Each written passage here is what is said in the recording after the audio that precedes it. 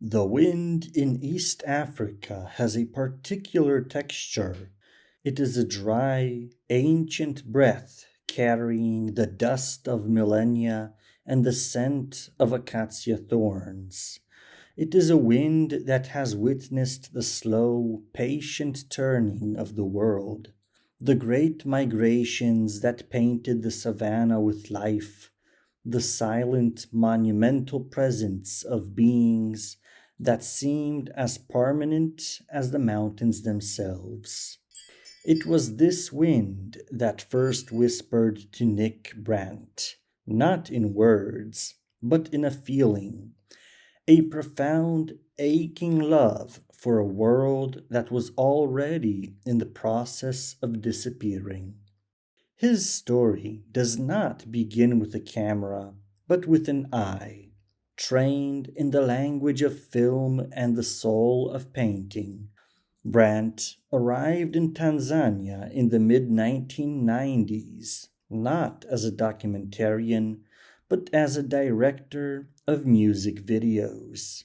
He was a storyteller, orchestrating movement and emotion, yet, amidst the choreographed scenes, the land itself began to direct him. He saw the elephants not as charismatic megafauna, but as individuals, wise, ancient, and sorrowful. He saw the lions as regal, beleaguered monarchs of a shrinking kingdom.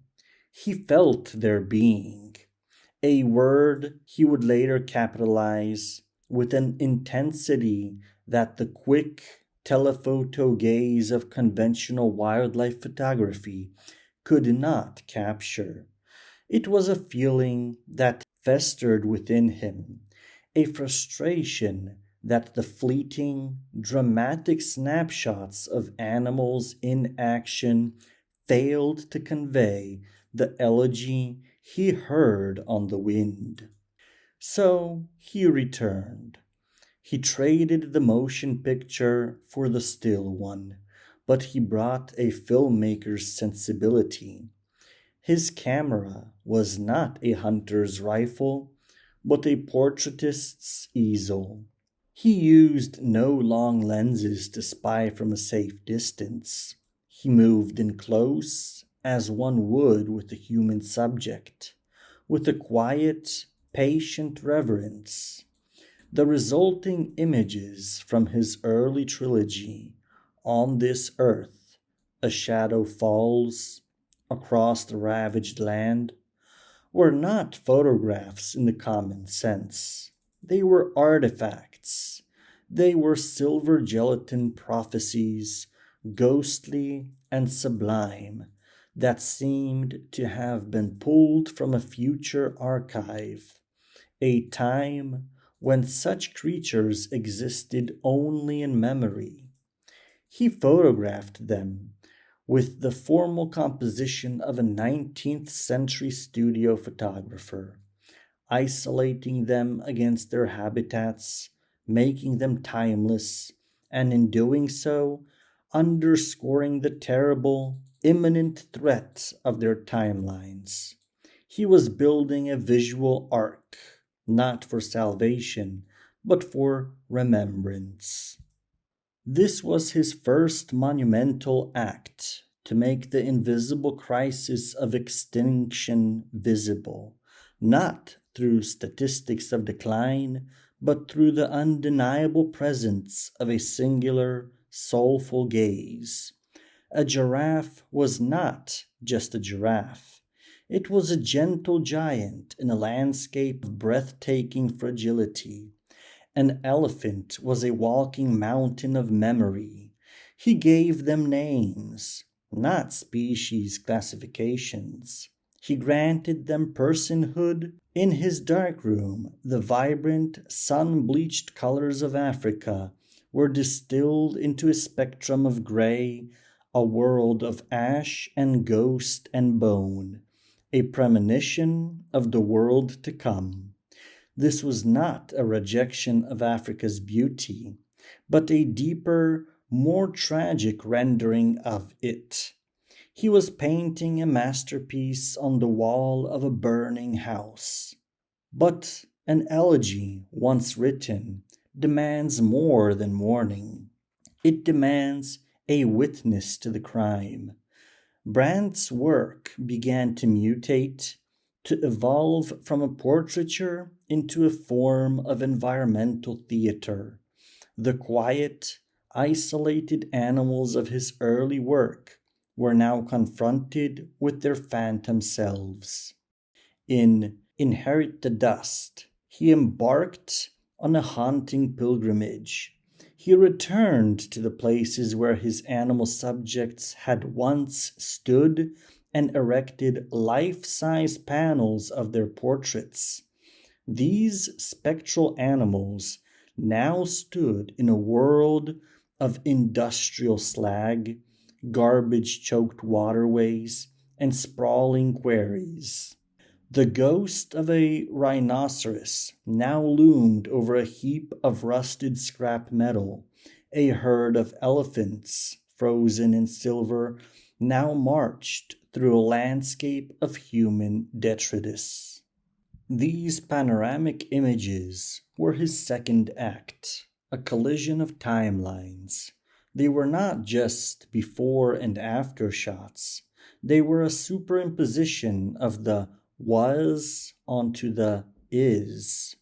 The animals, once the undisputed protagonists of the landscape, were now reduced to flat, powerless images, intruders in a world they had been violently evicted from. The dust in the title was not just the red earth of Africa. It was the dust of forgetting, the dust of progress, the dust that would one day cover us all. The work was a scream of anguish, rendered with the meticulous composition of a symphony. The theater grew more elaborate, the stage more stark. With This Empty World, here, Brandt's filmmaking, past and photographic present, fused completely. He became a director of the apocalypse. He built sets in the wild, a petrol station, a construction site, a bleak highway, and waited with motion-triggered cameras for animals to tentatively enter these alien structures. Once the creatures had imprinted their presence on the film, the human cast would arrive, and a second exposure would be made, layering the two realities into one devastating, seamless whole.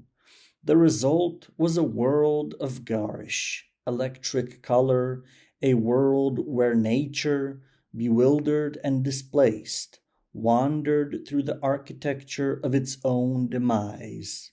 It was no longer a ghost from the past visiting the present, but a living being trapped in a future that had arrived too soon. This artistic evolution mirrored a personal, tangible one. The frustration of bearing witness had to be met with action. The photograph could be a monument, a warning, a cry, but it could not, by itself, stand between a poacher's bullet and an elephant. And so, with conservationist Richard Bonham, Brandt co-founded the Big Life Foundation. The man who had been building arcs of memory now began building fortresses of the present.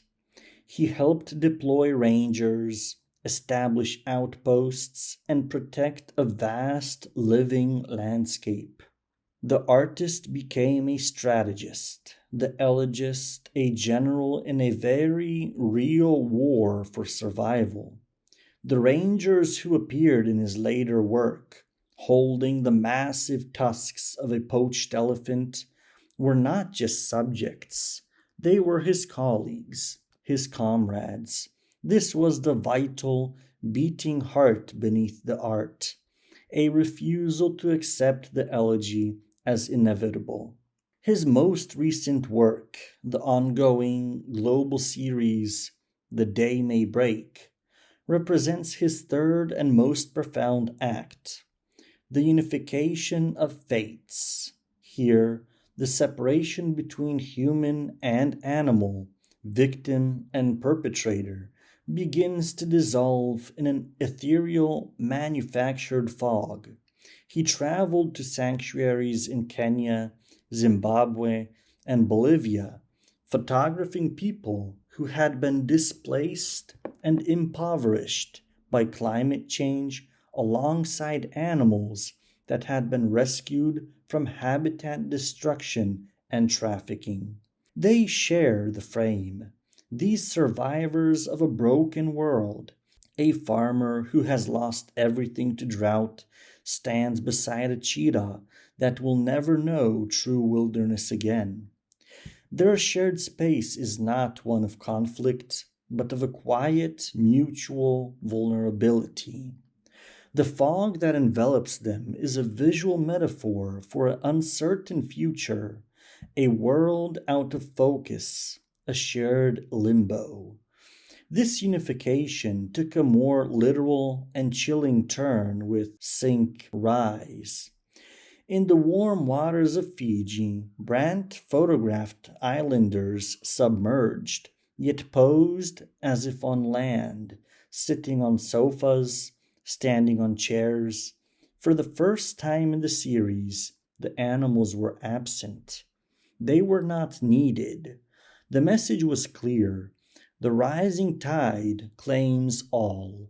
These people, whose carbon footprint is a fraction of the industrialized world's, are the canaries in the planetary coal mine.